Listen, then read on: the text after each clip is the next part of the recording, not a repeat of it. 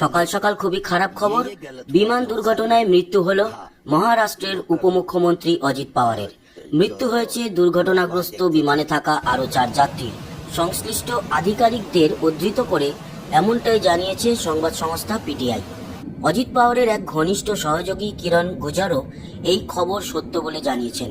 অন্যদিকে বিভিন্ন সংবাদ মাধ্যম ভারতের উড়ান নিয়ন্ত্রক সংস্থা ডিজিসিএ কে উদ্ধৃত করে জানিয়েছে বিমানে থাকা 5 জনেরই মৃত্যু হয়েছে।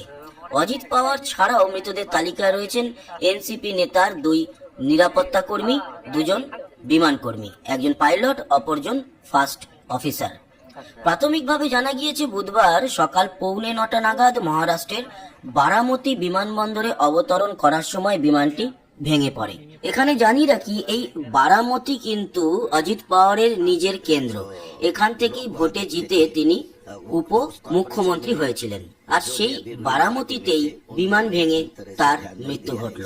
তিনি কিন্তু শরদ পাওয়ারের ভ্রাতুষ্পুত্র। ভেঙে পড়ার পরেই বিমানটিতে আগুন ধরে যায়। এই দুর্ঘটনার পর যে সমস্ত ছবি প্রকাশ্যে এসেছে তাতে দেখা যাচ্ছে বিমানটি দাউ দাউ করে জ্বলছে। আগুন নেভানোর চেষ্টা করছে দমকল। ঘটনাস্থলে গিয়েছে পুলিশও।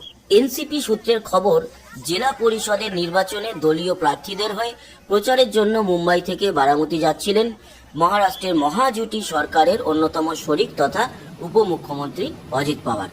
একটি ব্যক্তিগত বিমানে সফর করছিলেন তিনি, মানে চার্টার্ড ফ্লাইটে। বারামতি বিমানবন্দরের ভারপ্রাপ্ত আধিকারিক শিবাজি তাওয়ারে জানিয়েছেন, অবতরণের সময় বিমানটি রানওয়ের একদম ধারে চলে যায়। তারপরেই বিমানটি ভেঙে পড়ে। টুকরো টুকরো হওয়ার পরেই বিমানটিতে আগুন ধরে যায়।